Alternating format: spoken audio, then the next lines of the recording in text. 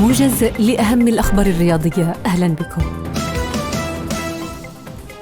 خسر نادي النصر السعودي مباراته الثانية على التوالي في دوري الروشن السعودي لموسم 2023-2024 بعد هزيمته أمام ضيفه التعاون بنتيجة 2-0 ضمن منافسات الجولة الثانية من المسابقة. حقق المهاجم الإنجليزي هاري كين بداية مثالية في الدوري الألماني لكرة القدم بقيادة فريقه الجديد بايرن ميونخ إلى العودة منتصرا من ملعب فيردر بريمن ب4 أهداف مقابل لا شيء في مستهل حملة الدفاع عن لقبه، وذلك بتمريره كرة الهدف الأول وتسجيله الهدف الثاني. وافق كل من تشيلسي وغالاتاسراي اليوم على انتقال حكيم زياش للنادي التركي في عقد دائم. جميع الوثائق حسب فابريتسيو رومانو المتخصص في الانتقالات كرة القدم جاهزة، بقي فقط توقيع اللاعب، ومن المرتقب أن يسافر حكيم زياش إلى اسطنبول هذه الليلة. أعلن فريق رجاء الرياضي لكرة القدم اليوم على حسابه الرسمي في فيسبوك تنازل رئيس الجامعة الملكية المغربية لكرة القدم فوزي القجع عن متابعة بعض جماهير الفريق البيضاوي.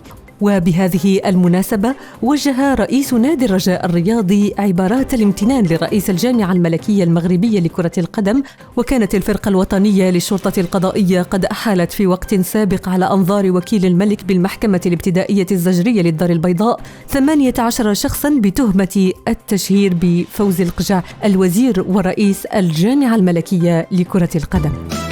وصل نيمار النجم البرازيلي إلى العاصمة السعودية الرياض اليوم استعدادا للانضمام إلى نادي الهلال السعودي. وعبر منصة إكس المعروفة سابقا بتويتر تابع أكثر من 10,000 شخص المسار المباشر للطائرة الخاصة التي نقلت مهاجم باريس سان جيرمان السابق حتى هبطت في الرياض. أعلن الاتحاد الإيطالي لكرة القدم اليوم عن تعيين لوتشانو سباليتي مدربا جديدا للمنتخب الإيطالي خلفا لروبرتو مانشيني الذي فاجأ الجميع الأحد الماضي باستقالته من منصبه. وحسب مصادر صحفية فإن المدرب الإيطالي لوتشانو سباليتي سيوقع عقدا لمدة 3 سنوات مع المنتخب الإيطالي يخوض خلالها كأس أوروبا 2024 بألمانيا وكأس العالم 2026 الذي ستنظمه المكسيك وأمريكا وكندا. وكان سباليتي توج بلقب الدوري الإيطالي الموسم الماضي مع فريق نابولي.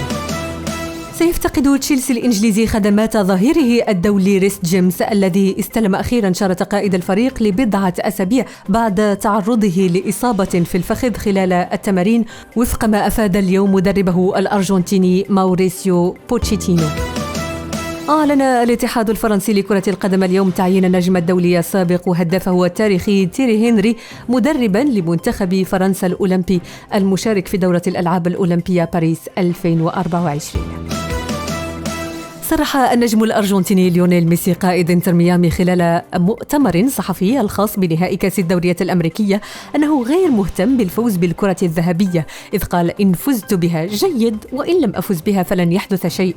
وتبع قائلا: كأس العالم الشيء الوحيد الذي كنت أفتقده، فهو أكبر جائزة بالنسبة لي، والآن أنا سعيد وأستمتع بعيدا عن الضغوطات. أشكر لكم كرم الاستماع والمتابعة. كانت معكم وراء الميكروفون فاطمة الحمدي في أمان.